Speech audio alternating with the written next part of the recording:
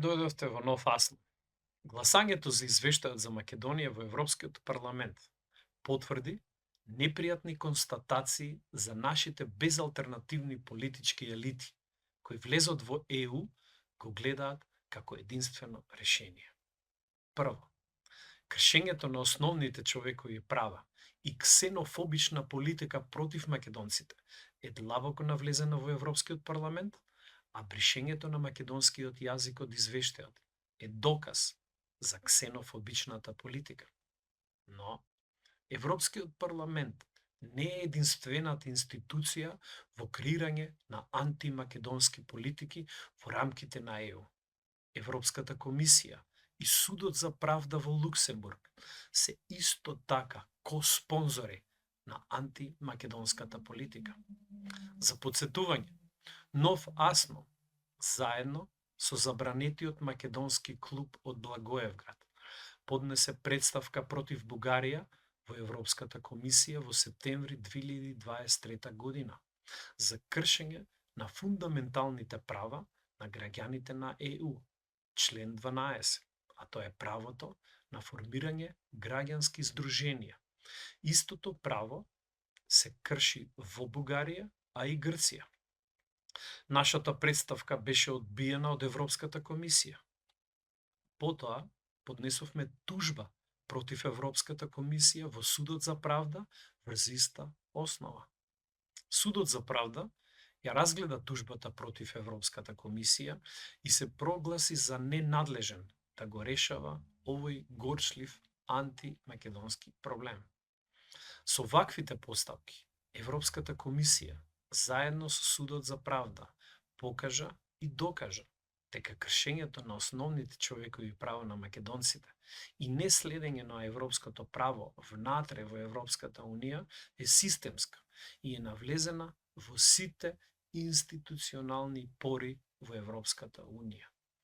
Носители на ваквата антимакедонска политика се Грчката и Бугарската држава, кои ги користат ЕУ институциите за спроведување на нивната антимакедонска политика. За жал, преку преспанскиот и бугарскиот договор, антимакедонската политика е длабоко навлезена во нашето општество и последиците ги чувствуваме секојдневно. Втор заклучок е дека целокупната политика на ЕУ без алтернативност, водена од водечкиот македонски политички естаблишмент, тоа е една тешка стратешка грешка и секојдневно доживува дебакл на сите страни. Тоа се манифестира преку нови бугарски уцени и понижувања или пак понижување од страна на Европскиот парламент. Сегашната политичка траекторија, наметната под условите содржани во преспанскиот и бугарскиот договор, неминовно носи кон правно самоуништување на македонците. Нов Аслом се залага за безкомпромисно следење на политичката волја на македонската нација, содржана во референдумската волја од 8 септември 1991 и 30 септември 2018 година, како и за креирање на функционално општество, каде што секој граѓанин ќе има еднакви можности за лабав живот во здрава животна средина.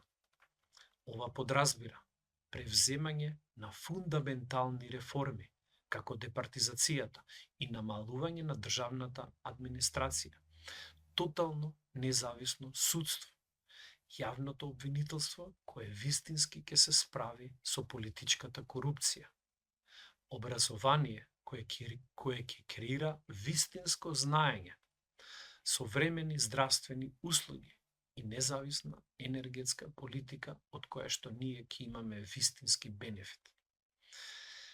Нашата вистинска и единствена македонска национална безалтернатива е враќањето на името Република Македонија, која ќе почива на асномските, сега избришани принципи.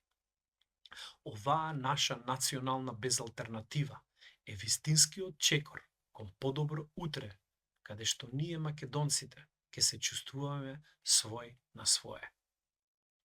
Колку побргу ова го спознаеме како нација, толку подобро.